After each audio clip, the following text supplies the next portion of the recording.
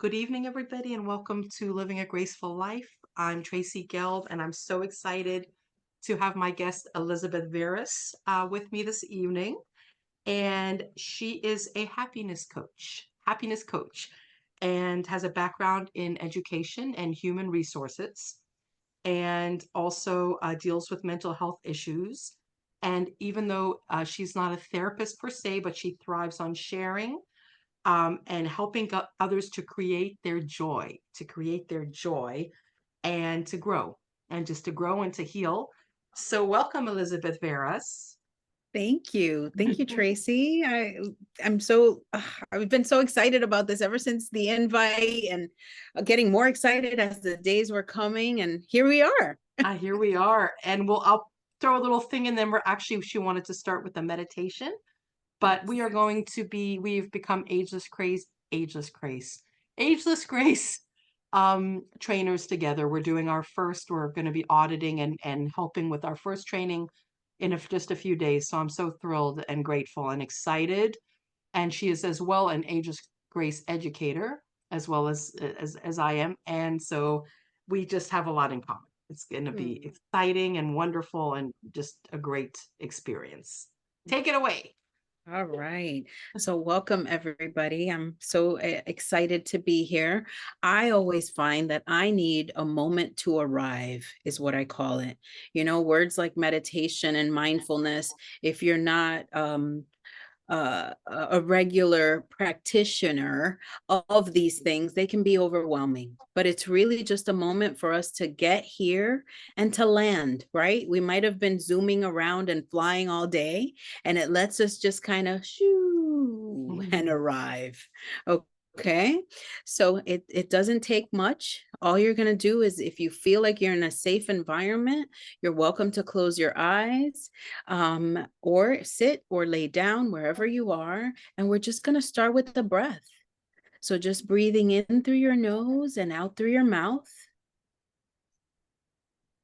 slowly and deeply, slowing the thoughts down, slowing the breath, and just letting you kind of descend into your seat, feeling your feet on the ground, feeling your thighs on this chair or seat beneath you. And if you can, relax your shoulders and maybe slightly open your mouth so that the muscles on your face and your jaw is also relaxed. And with the body soft and relaxed and kind of surrendering to gravity, we can focus more readily on the breath. And it's just a short inhale and a long exhale, allowing more oxygen to get to the bottom of the lungs. And in this way, your brain begins to receive the message that you're safe and that it is okay to relax. At this very moment, you're connecting to yourself, but to all of us in this virtual room,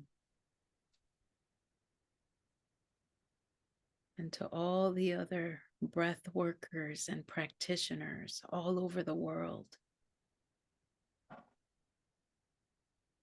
So just taking a few more breaths at your own pace, inhaling slowly, deeply through your nose, and exhaling slowly and deeply through your mouth.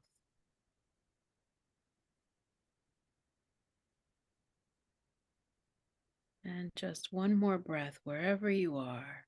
Inhale. And with this last one, you can even bring some movement. Maybe raise your arms as you breathe in and lower them slowly as you breathe out. And if you close your eyes, slowly returning to the room and opening them once again. Welcome back, everyone. Beautiful. Thank you. That was awesome. I Good. loved it. I did a very light meditation before the show. And it's funny because I was in the living room because my little birds like a little adult company. And the meditation I was doing had little birds in the background. So it started making them a little nuts. So I had to stop. So this was just absolutely perfect. Thank you so much. I loved it. You're And welcome. I'm a very recent meditator myself. Tried it for many, many, many years and so much going on, and I just really couldn't get there. I just couldn't get there. Me Um, too. for a lot of you too. Oh, same thing Oh happened yeah. to you. Well, yeah. I mean, this is a new way of being, right? We live in the smallest, tiniest houses, which is our heads. And getting out of our heads is work, right? Yeah. So somebody's unmuted and I hear like the echo. Mary Clark. Yeah. Yeah. Oh no, because I have everybody. Okay. Yeah, I have everybody muted. So okay. She's doesn't have the volume on yet, but she's connecting. That might be. Yeah. No, it's good. She's just everything is good here. Oh. So can you hear me? Oh, I see. Okay. Oh my goodness. All right, we will try this again.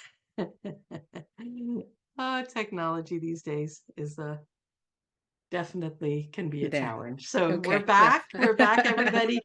And so I want to just get started. I want to ask you, how did you tell us a little bit first about the, happiness coach and Mm, different things, and then we can hear how you started, how you got good. started.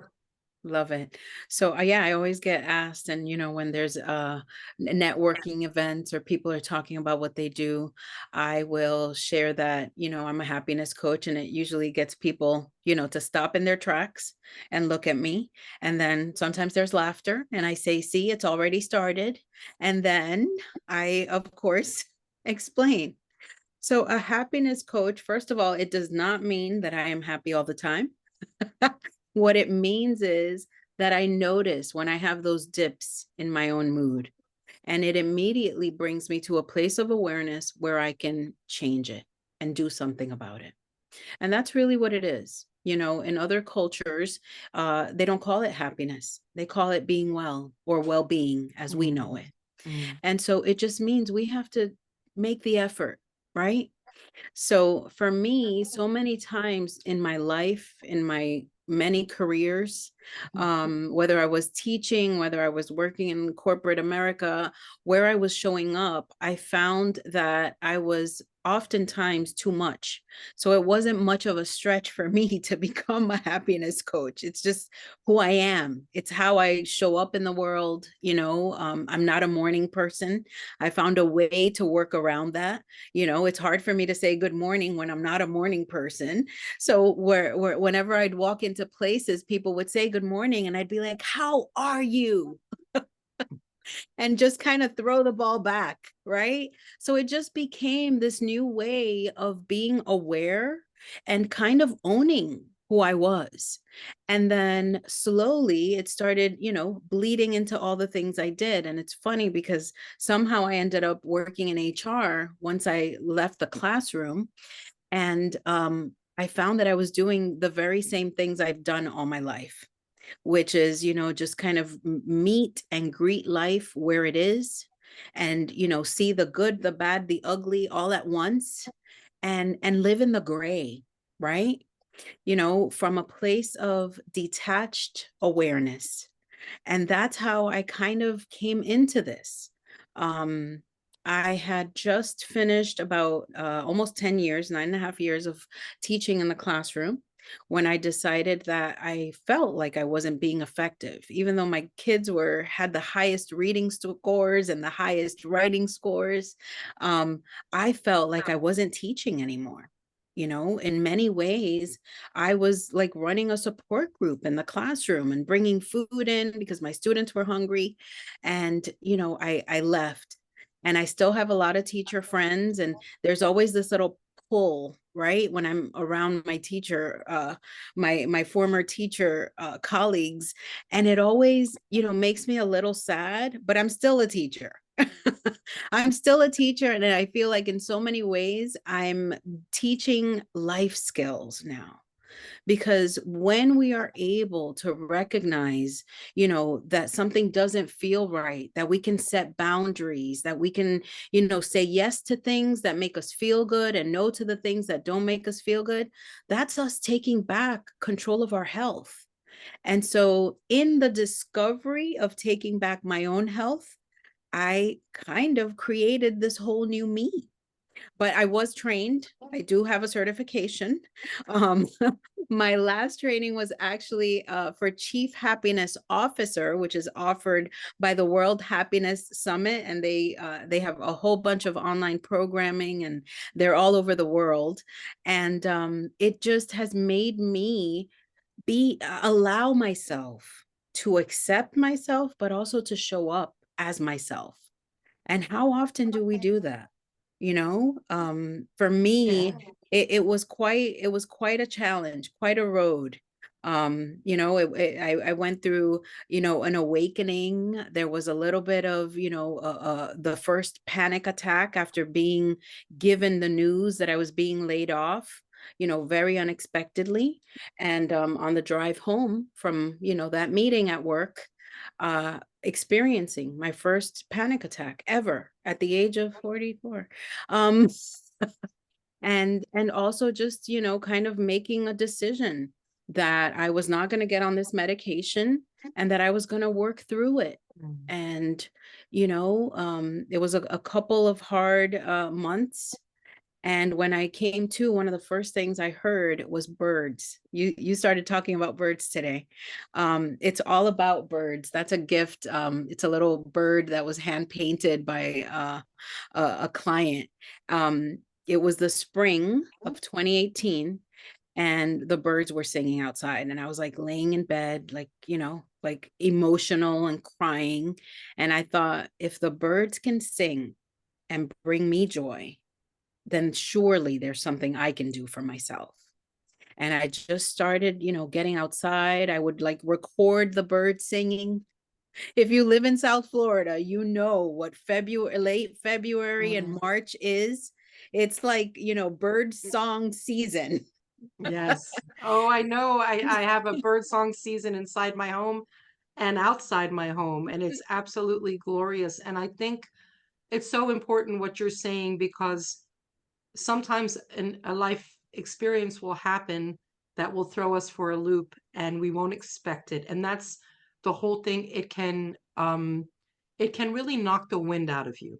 And I think that something that I had my first panic attack after losing my sister in my 40s, Mm, and I didn't even know what it was. And I'd had many, many, many, many things happen in my life that could have and should have caused a panic attack, mm, but they hadn't. But this mm, did. It was we were going to the bank 3 days in our insane minds. We just had to close her in her little box, whatever the box is. And she shared it with my mom, and I told my mom, pull over. I feel like I'm going to actually throw up. mm, And it was a panic attack. And I get it. And I, as well as you, um, would did not choose to go on medication. And that's when I first tried starting to meditate. mm, And I really, really, really tried to meditate, and I could not quiet my brain. And I researched it and understood that that is part of the process. And I can thankfully say now, going on 7 years later, I just can't believe it. I'm able to meditate and quiet my brain. But I'd never before meeting you heard of a happiness coach. I absolutely love it. No, I do, because what we need more of in the world is mm. happiness and joy and, all of those things. And you told me that your life changed, obviously, in 2018. Tell me a little bit more about that and different things that happened. So yeah, it was like, I knew I was working in a toxic workplace. I had left corporate before I became a mom. And, I went back in almost entry level, right? I didn't have the skill set anymore because I had been away from it for so long. But I took a chance and worked in the human resources department. My HR manager was toxic. I didn't even know it at the time. but it was just, emails would get lost. I mean, I thought I was losing my mind. Like, what is going on here? Right. But I dealt with it. I'd get up at like 5 in the morning and I'd work out, because if I didn't get that energy out and that aggression, I couldn't get my mind right. Right.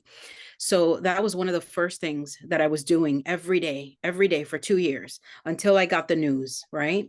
And then that day, I uh, go to the urgent care and I'm told medication. And I went to a therapist for the first time in my life because I was completely blindsided. I had just changed careers and here I was doing something new, right? And I love talking about this today. Today's the anniversary of Roe versus Wade. And like, as women, we go through so many changes in life, right? We go through puberty, and then we, if we have children, we go through all that. We watch our bodies change. And I don't think men have the same things, right? But I Yeah, feel that as women, we are more willing to accept change because we live change every day, every year of our lives. We are in constant transformation. And, it's kind of funny, but I see how my dad is still like a 7-year-old boy, even though I didn't know him when he was 7, right? So, kind of remaining fluid and open to that, right? And so when I heard those birds singing, I decided to take control, right? And I started walking every day in the sun.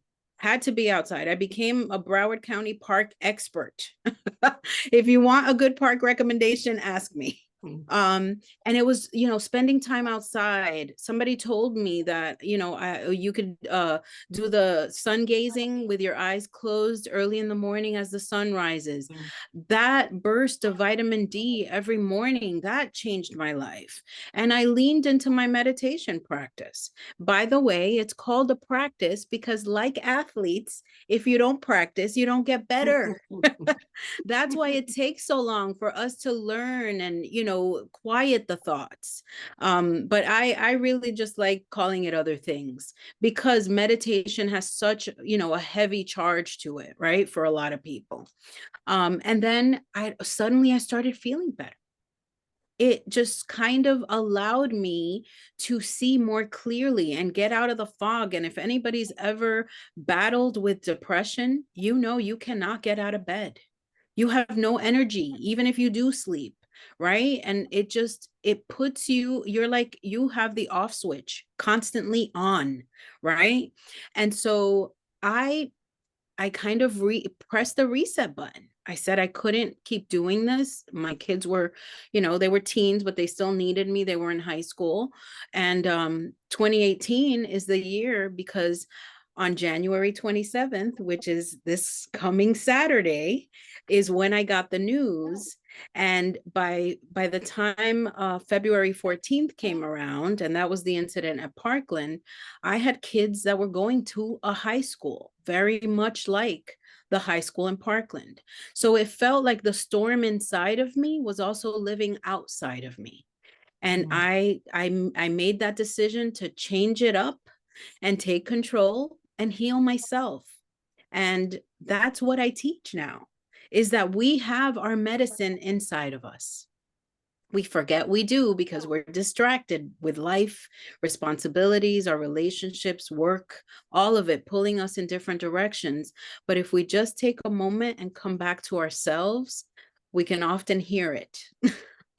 Yeah, I think when you change, when things happen in your life that make you change, whatever the circumstances, and it's if you're open to the change and you understand um that we can really truly heal, we can heal ourselves not only mentally and spiritually but physically, on the practice of eating well and moving and all of those things. But I so believe that, I've suffered through the substance abuses I have. I've chosen to go on a route of no medication so that I can truly heal in a way that's going to be forever. That's going to be something, and it's not always easy. And I'm sure for you, there's going to be days, of course, like you said, that things are going to kind of blow back at us, where it's going to be like, take 10 huge breaths and really, but it's such a beautiful thing. I think when we first connected, we had actually, I'd been at the training for Ageless Grace where you were. Originally, I'd already been trained, but I love to go to the trainings with my mom and meet all kinds of different people. But we didn't really get to know each other. And then one day, I had a little bit of a mini meltdown. I was teaching 18 classes a week, running around like a chicken with my head cut off, and really had stopped, as I say on the show, gambling 2 years prior, and was really having some dopamine and serotonin lows, and I needed a break. And for some reason, you came in my head, and I thought maybe she can help me with an along with another educator, take off a few of my classes, and it's turned into the best thing that I could have ever. I thought about it this morning. As much as you love it going there, which is today, is as much as I needed the time away. Mm. And this place is a permanent time away, but I'm left them in such good hands. Having you there, I couldn't be any happier. I really mean that. And I know that sometimes, I had a friend growing up, the college roommate actually, that said, life is like little bubbles. And we have these little bubbles, and then they kind of burst and go. So that bubble that I was having was starting to affect me. And I realized it. And I really thank God. And I mean that I realized, and with a little help from my mom, a little kick, but I did realize, and I got it. And I think what you're saying is, if we can get it, am I right? Yes, We, if we absolutely. can just get it, then we can heal, really Yes, heal. And that's yes, what I think is happening. And then you're doing the things. So in 2018, I know you were trained in Ageless Grace. I was. And then you I- also did the other training, am I correct? To do Yes. with the trauma. Tell us a little bit about that. So many other trainings. It's like a timeline. It's unbelievable. So our training was in July. In May, I found out about yoga for youth, which is trauma-informed yoga. It's Kundalini based for teens and children. And so that happened in May. In June, I attended the training for the work that I do with the Center for Mind Body Medicine, which I'm now faculty with because I've been doing the work for 5 years. And we bring trauma relief everywhere in the world where there is conflict or natural disasters. And we teach people how to get themselves well again. Same thing, breath work, meditation, movement, mindful eating, all of the things, because it is all of the things when we aren't well. It's not just one piece. Our emotions affect our bodies, right? Louise Hay, heal your mind, heal your body, heal your life, right? And Yes. so it is. And we do things like, art, and we're more expressive. But really what it comes down to is that awareness of, I'm not feeling well. What can I do? Can I get outside? Can I garden? And this being a woman in constant flow and motion, COVID for me brought out gardening. I had no idea. My mom would spend the day in the garden, and I'd be like, oh my gosh, why does she do that? And then COVID happened, and quarantine just became, you know what? There's a whole extra room in the house that I hadn't like really thought about, and it's my yard. And it is such joy. Every day you can look at a plant and there's a new growth, a new leaf, something to clean, something to do, working with your hands. And so those are the tools that bring us that well-being that we forget about, right? So Yeah. so 2018 was a pivotal year because it allowed me to like just first of all sit and say, this is how I'm feeling. I don't want to keep feeling this way. And these are the things I want to do. And I have a vision board, and I don't even know what landed on that vision board. But, like a year later, it was there. Everything that I wanted that was inside that I wasn't listening to. And so I always say I work across the age groups. I work with kids, I work with teens, I work with adults, and I get to work with seniors. Mm. And it is always a good day when I'm doing my work, no matter what I'm doing, because it allows me that human connection. And that's what I realized the most about me, is that I connect to people. I can be in a room and just talk to anybody, talk to everybody in a room. And before, that wasn't, allowed. It wasn't frowned upon. I think about all the times in school, my mom would come to parent teacher conferences and they'd be like, your daughter talks a lot. But as I got older, and that's the name of my business, because I do have a private practice, and it's listening. Because working in HR, I realized that employees would come in stressed and they needed one of two things. They either needed 5 minutes to vent, or they needed silence and a hug. And it just became my motto. Yeah, I mean, it's absolutely everything you're saying. It's interesting to put it in that perspective, but it's basically when we have something happen, we want somebody to listen to us.